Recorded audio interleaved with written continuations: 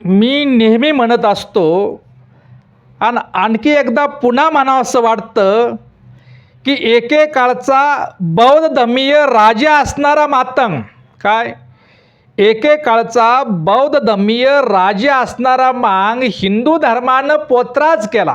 काय एकेकाळचा राजा असणारा मांगाचं राजवैभव, एकेकाळचा राजा असणारा मातंग हा हिंदू धर्मानं गुलाम केला, हिंदू धर्मानं पोत्राच केला. हे का म्हणावं असं वाटलं? का म्हणतोय मी आज? की कारण आरक्षणाच्या उपवर्गीकरणाच्या मागणीसाठी जे मातंग समाजाचे जे मोर्चे निघत आहे आणि आरक्षणाच्या उपवर्गीकरणाच्या मागणीच्या मोर्चाच्या स्टेजवरती मातंग समाजाच्या नेत्याच्या गर्दीमध्ये पोतराज आहे. त्या स्टेजवरती पोतराजाला आणलं जातं आणि मग ते पाहून मला म्हणावंसं वाटतं की पोतराजाचं प्रदर्शन करून मांगवाडा राजवाडा कसा बनणार. कारण काही ठिकाणी मातंग समाजाच्या आरक्षणाच्या उपवर्गीकरणाच्या मोर्चामध्ये मातंग समाजातील पोतराज उभा केला जातो आणि त्याच्यामध्ये स्वतःला आंबेडकरवादी, स्वतःला परिवर्तनवादी आणि केवळ भाषणबाजीची स्टंटबाजी करून समाजाचा नेता बनण्याच्या हव्यासापोटी त्या भाषणामध्ये म्हटलं आहे की आता मांगवाडा लवकरच राजवाडा झाल्याशिवाय राहणार नाही. टाळ्या घेणारी वाक्य, प्रसिद्धीचा स्टंट आणि आपल्या पक्षाचं आणि संघटनेचं समाजामध्ये दुकान चालावं आणि आपल्या भाषणबाजीची स्टंटबाजी करण्याच्या नादामध्ये तिथं भाषणं ठोकली गेली की मांगवाडा राजवाडा झाल्याशिवाय राहणार नाही. मग मला म्हणावंसं वाटतं स्टेजवर नेत्याच्या गर्दीत पोतराज आहे आणि एकेकाळी बौद्ध धर्मीय राजा असणाऱ्या मांगाला हिंदू धर्मानं पोतराज केलाय आणि त्या पोतराजाला स्टेजवर आणून पोतराजाचं प्रदर्शन करून मांगवाडा राजवाडा कसा बनणार याचा विचार मातंग समाजातील सुशिक्षित तरुण आणि तरुणीनं करणं गरजेचं आहे, करावा.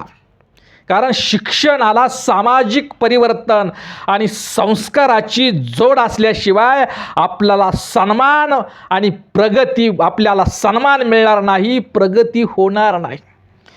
मी पोतराज या व्यक्तीवरती आणि पोतराज या व्यक्तींच्यावरती अजिबात टीका करत नाही, त्यांना ट्रोल करत नाही.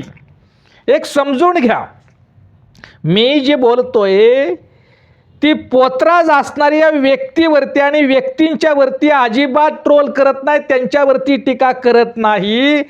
तर पोतराजाच्या नावाखाली मातंग समाजामध्ये किंबहुना थोड्याफार महारवाड्यामध्ये जे अजून बौद्ध झाले नाहीत, जे अजून महार आहेत, त्या महारवाड्यामध्ये आणि मातंग समाजामध्ये पोतराजाच्या नावाखाली जी अनिष्ट रूढी परंपरा आणि अंधश्रद्धा आहे त्या अंधश्रद्धेवर टीका करून समाजाच्या प्रबोधनाची भूमिका म्हणून मी बोलतो आहे, समजून घ्या. वाडवडिलांपासून आलंय, वाडवडिलांची परंपरा म्हणून पोतराजाची अनिष्ट रूढी परंपरा आणि अंधश्रद्धा आम्ही पाळावती. मग मांगवाड्यामध्ये पोतराजाची परंपरा महारवाड्यामध्ये आणि मांगवाड्यामध्येच का पाळली जाते? साधा विषय. ही जी पोतराजकी आहे ना, ही पोतराज मांगवाड्यामध्ये आणि महारवाड्यामध्येच का दिसतो? थोड्याफार जे महार आहेत त्या महारवाड्यामध्ये, जे बौद्ध, कारण बौद्ध समाजामध्ये पोतराज अजिबात नाही.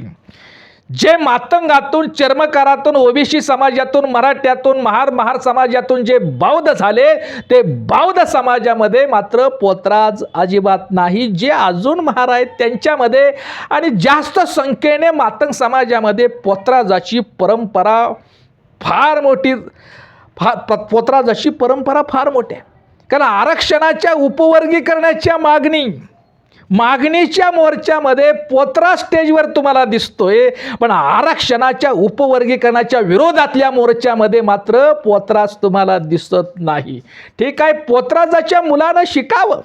काय पोतराजाच्या मुलानं सुद्धा शिक्षण घेतलं पाहिजे, पोतराजाच्या मुलानं सुद्धा साहेब अधिकारी नोकरदार व्हावं, त्याला सुद्धा संविधानानं अधिकार दिलेले हे मान्य आहे, पण कधी हे साध्य होईल? पोतराजाची अनिष्ट रूढी परंपरा पाळून पोतराजाचा मुलगा साहेब शिक्षक साहेब कसा होणार, शिक्षण कसं घेणार?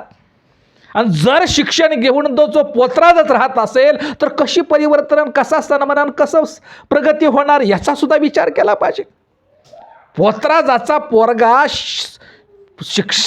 पोतराजाच्या मुलानं शिक्षण घ्यावं, तो पुढे जावा, त्याची सुद्धा प्रगती मिळावी, त्याला सुद्धा संविधानानं अधिकार दिला, हे मान्य आहे. पण कधी हे अंधश्रद्धेचं अनिष्ट रूढ परंपरेचं आभरण फेकून दिलं आणि आपल्या मुलाला, आपल्या भावी पिढीला शिक्षणाचा आदर्श आणि परिवर्तनाचा संदेश दिला तर हे शक्य होईल ना. आणि म्हणून मी हे समजून घ्या.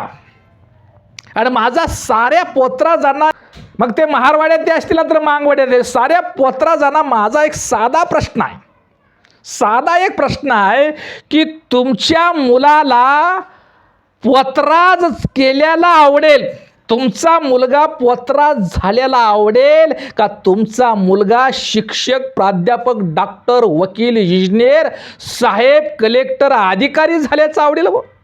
कुठल्याही महाराष्ट्रातील पोतराज असलेल्या माणसानं, कुठल्याही महाराष्ट्रातील पोतराजाची वाडवडिलांची परंपरा म्हणून पोतराज की जपणारा, पोतराजाचं आभरण नेसून अंधश्रद्धा अनिष्ट रूढ परंपरा जपणाऱ्या कोणत्याही पोतराजाला माझा एक साधा प्रश्न आहे. ही टीका नाही, हे समजून घ्या, हे टीका करत नाही मी तुमच्यावरती, की तुमचा मुलगा पोतराज झाल्याला तुम्हाला आवडेल, पोतराजाशी बोलतोय, पोतराजांना हा प्रश्न आहे की तुमचा मुलगा पोतराज झालेला तुम्हाला आवडेल का तुमचा मुलगा शिक्षक प्राध्यापक डॉक्टर वकील इंजिनियर साहेब अधिकारी आणि नोकरदार झाल्याला तुम्हाला आवडेल? काय आवडेल? निश्चितपणे आपल्या मुलाबाळाचं, आपल्या लेकरा बाळाचं भवितव्याची काळजी असणारा कोणताही पोतराज हेच उत्तर देईल की माझ्या मुलानं पोतराज बनण्यापेक्षा साहेब झालं पाहिजे, अधिकारी झाले पाहिजे, शिक्षण घेतलं पाहिजे, असंच म्हणेल ना. जर वाडवडिलांची परंपरा म्हणून जी आम्ही पोतराज की देवीचा भक्त, मर्याई लक्ष्मीचा भक्त म्हणून हे पाळत असाल आणि आपल्या मुलाच्या शिक्षणापेक्षा आपला मुलगा साहेब झाला पाहिजे, अधिकारी झाला पाहिजे, शिक्षक झाला पाहिजे, प्राध्यापक झाला पाहिजे, डॉक्टर वकील इंजिनियर झाला पाहिजे, यापेक्षा माझा मुलगा पोतराज बनून वाडवडिलांचीच परंपरा पाळली पाहिजे, हे जर तुम्हाला आवडत असेल, पोतराज आपल्या मुलाच्या शिक्षणापेक्षा आपला मुलगा साहेब होण्यापेक्षा आपला मुलगा पोतराजच झाला हेच तुम्हाला अधिक श्रेष्ठ वाटत असेल तर तुमच्या पोतराज या अनिष्ट रूढी परंपरा तुमच्या भावी पिढीचं वाटोळ, तुमच्या लेकरा बाळाचं तर वाटोळ करत आहे, पण समाजाचं सुद्धा वाटोळ करत आहे. समाजाला सुद्धा चुकीचा संदेश देत आहोत, समाजाचं सुद्धा, मातंग समाजाचं सुद्धा वाटोळ होण्याचा संदेश तुम्ही आपल्या या पोतराजकीतून देत आहेत. आणि अशा पोतराजाचं प्रदर्शन करून मांगाचे नेते मातंग समाजाला कोणता संदेश देत आहे? पोतराजाचं स्टेजवरती प्रदर्शन करून, पोतराजाला उभा करून त्याच्या भोवतणी त्याच्या समोर आरक्षणाचे उपवर्गीकरणाची मागणीच्या भाषणबाजीचे स्टंटबाजी करत असताना मातंग समाजाला चुकीचा संदेश दिला जात आहे. आणि मग पोतराजाचं प्रदर्शन करून अरे मांगवाडा राजवाडा कसा बांधणार? ही मर्याई लक्ष्मी आहे, महारा मांगाच्याच घरी कशी काय? ही मर्याई लक्ष्मी आहे, मांगा महाराजच्या मर्याई लक्ष्मीची परंपरा आणि पोतराजाची परंपरा मांगवाड्यातच का? ही मर्याई लक्ष्मीची पोतराजाची अनिष्ट रूढी परंपरा बामणवाड्यात का जात नाही? ती मांगवाड्यातच का? पोतराजाचा मुलगा एखाद्या देशपांडे कुलकर्ण्याचं पोरग पोतराज का होत नाही? पोतराज का केलं जात नाही? महार समाजातून, मातंग समाजातूनच मर्याई लक्ष्मीच्या नावाखाली पोतराज, आपल्या मुलाला पोतराज का सोडलं जातं? मांगाच्याच पोरानं पोतराज का व्हावं? देवीच्या मर्याय लक्ष्मीच्या नावाखाली वाडवडिलांची परंपरा आहे म्हणून मांगाच्याच पोराने पोत्राच का व्हावं, मांगाचाच पोरगा पोत्राच म्हणून का सोडला जातो, तो कुलकर्णी देशपांडे आणि इतर ब्राह्मणाचं पोरग पोत्राच म्हणून का सोडलं जात नाही याचा सुद्धा विचार करावा. याच्या सुद्धा मातंग समाजातील शिकलेल्या तरुणांनी आणि तरुणींनी यावर सुद्धा विचार करून आपल्या समाजाचं अशा प्रस्थापिताच्या चुकीच्या नेत्यांच्यापासून समाजाला वाचवण्यासाठी मातंग समाजातील सुशिक्षित पिढीनं पुढे येऊन समाजाचं प्रबोधन करणं गरजेचं आहे.